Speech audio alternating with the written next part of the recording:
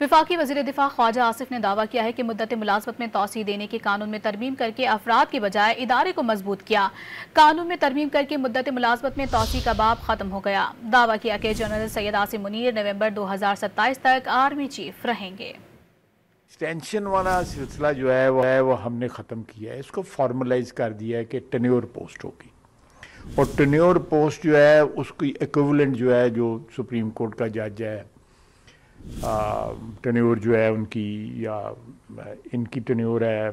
Parliament کی tenure ہے، election commission کی، یہ کانسٹیٹیوشنل جو پوسٹ ہیں اس ٹینیور کو یہاں پہ انٹروڈیوس کر دیا گیا، اور پچھلے 60 سال کی جو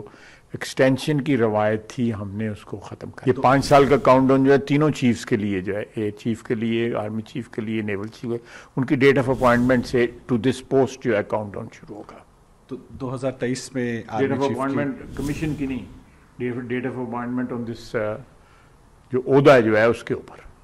2023 سے اب وہ 2028 تک ہمارے آرمی چیف جو ہے وہ رہیں گے انشاءاللہ۔